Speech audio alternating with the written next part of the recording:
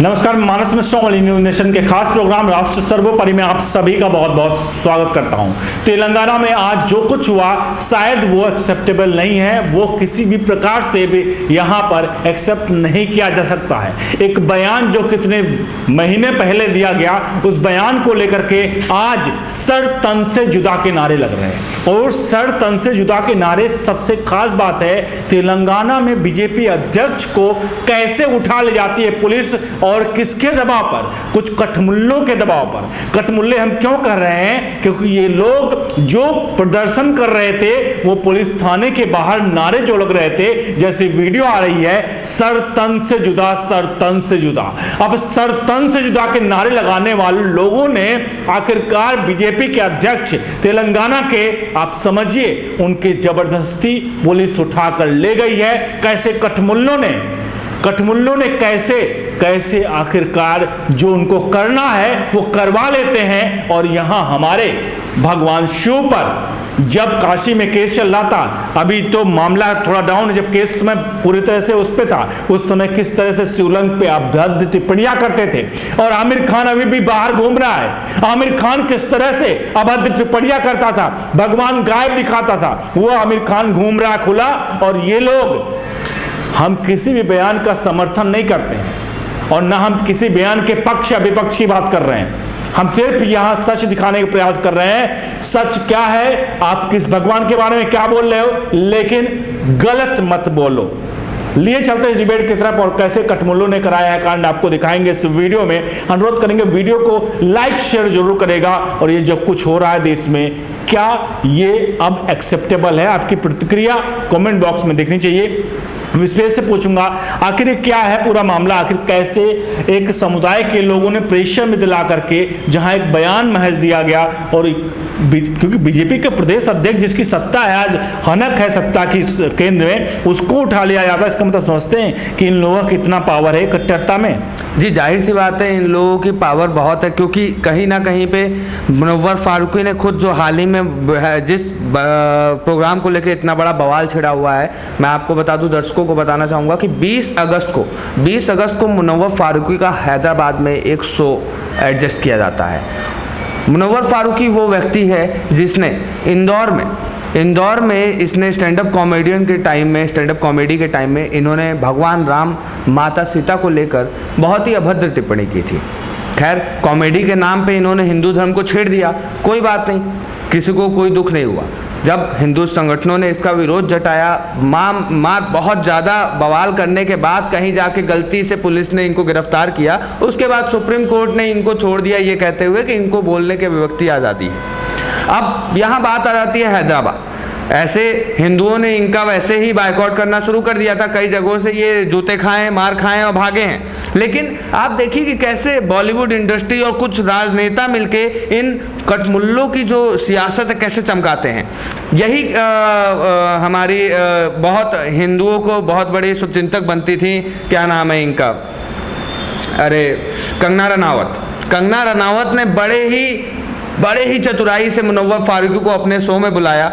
Show में बुलाने के बाद उसको विजेता बना दिया। देखिए टीआरपी कैसे बढ़ी। उसके बाद 20 अगस्त को हैदराबाद में इनका शो बैठाया गया, जिसमें टी राजा और जो प्रदेश अध्यक्ष है बिंदु, उन्होंने, इन दोनों लोगों ने मिलके एक आवाज़ उठाई, एक मुहिम उठाई कि जितने भी लोग हैं उनको, जितने भी हिंदू हैं जो अपने देश से, अपने भगवान से प्रेम करते हैं, अपने धर्म की हल्की सी भी इज्जत रखते हैं, तो वो इस शो का बहिष्कार करें। अब मेरे ख्याल से शायद हैदराबाद सरकार को एक शो का बहिष्कार करना बहुत बड़ा जुर्म लग गया। और उसका इन्होंने पीछे से जो वो दिया है, जो कहानी दी है, वो ये दी है कि टी राजा ने उसमें पैगंबर के खिलाफ विवादित टिप्पणी दी है। सरकार एक बार वीडियो तो उठा के देख लो। वीडियो में उसने कहा है, उस व्यक्ति ने साफ साफ कहा है कि आप अगर किसी व्यक्ति को फॉलो करते हो, ठीक है, अगर आप किसी व्यक्ति को फॉलो करते हो, हम चाहेंगे इस टिप्पणी को हम यहाँ रिपीट ना करें, क्योंकि कुछ भी टिप्पणी है हम भी नहीं चलाना चाहते इसको लेकर के।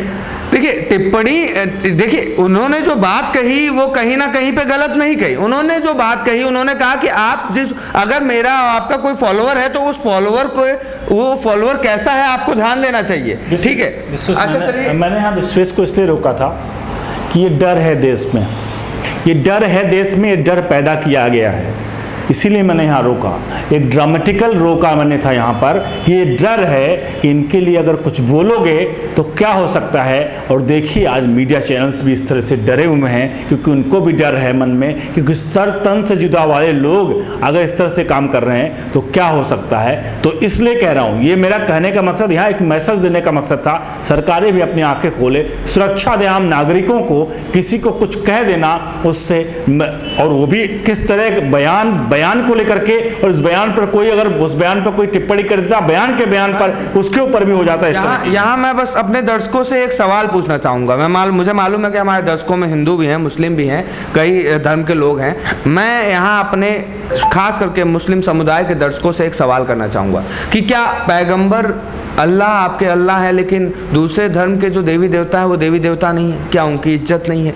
अगर टी राजा को गिरफ्तारी के लिए इतना बवाल किया जा रहा है क्योंकि उसने पैगंबर पे टिप्पणी कर दी, तो क्या मुनव्वर फारूकी को ऐसे आज़ाद घूमना चाहिए? क्या मुनव्वर फारूकी जैसे लोगों को हमारे देश की संविधान इतनी आज़ादी दे सकती है कि वो एक बार विवादित बयान देने के बाद एक विशेष धर्म के लोगों की तरफ से, एक धर्म के, हिंदू धर्म के लोगों की भावनाएं आहत करने के बाद फिर से हैदराबाद में जाता है और बाकायदा पुलिस प्रशासन के सुरक्षा में जाता है और उसके बाद स्टेज से कहता है हमने कर दिखाया, हमने कर दिखाया। और हमने किसकी वजह से कर दिखाया? हमने इन पुलिस वालों की वजह से कर दिखाया। हमने इनकी मेहनत बेकार नहीं जाने दी। इनकी मेहनत यहाँ पे वामपंथियों की रही है, मेहनत यहाँ पे राहुल गांधी और ऐसे देश के नेताओं की रही है जो लगातार मुनव्वर फारूकी जैसे स्टैंड अप कॉमेडियन को बढ़ावा देते हैं। लेकिन वही लाफ्टर चैलेंज में मेहनत यहाँ पे मीडिया वालों की रही है। यहाँ मैं मीडिया वालों पे भी सवाल उठाऊंगा, क्यों? क्योंकि वही एक तरफ जहाँ लाफ्टर चैलेंज के एक बहुत बड़े दिग्गज व्यक्ति, कॉमेडियन हॉस्पिटल में लेटे हुए हैं और तमाम न्यूज चैनल चला रहे हैं कि मर गया मर गया मर गया, मरा नहीं है, अभी बहुत ही जल्दी मर सकता है। और वहीं एक मुनव्वर फारूकी जो एक अभद्र, वीरदास जैसे और मुनव्वर फारूकी जैसे लोग जो दूसरों के धर्म को आहत करते हैं, अभद्र टिप्पणियां करते हैं, उनके लिए हमारे न्यूज मीडिया पे शो निकलते हैं कि इतने बवाल के बावजूद आखिर मुनव्वर फारूकी ने कामयाबी हासिल कर ली। देखिए, विश्वेश ने जो एंगल एक बताया, ये तो एंगल है ही तेलंगाना में जो भी बवाल देखने को मिल रहा है। और टी राजा ने कहीं ना कहीं, देखिए मानस जी, यही सवाल पूछा है कि जिस तरह से मुनव्वर फारूकी को पूरी सुरक्षा दी गई है पुलिस की, और वो इस चीज़ को प्रूफ कर रहे, वो इस चीज़ को बाकायदा बता रहे, क्योंकि जब वो लॉकअप में गए थे, कंगना रनौत के जिस शो की ये बात कर रहे हैं, तो उस वक्त लगा था कि सही बात है, कंगना रनौत जिस तरह से हर बात वो करती है, तो पहले दिन ही मुनव्वर फारूकी ने ये चैलेंज किया था कि मतलब जो ट्रॉफी है वो तो मतलब हमारे पास ही आएगी। और देखिए उन्होंने इसको प्रूफ करके दिखाया।